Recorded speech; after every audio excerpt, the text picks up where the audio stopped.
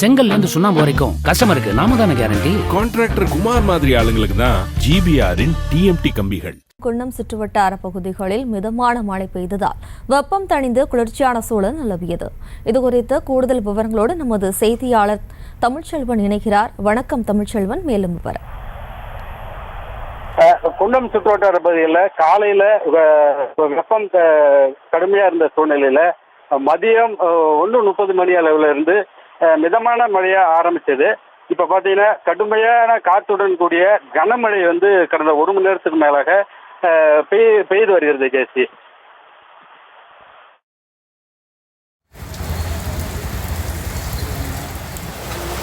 விவரங்களுக்கு நன்றி தமிழ்செல்வன்.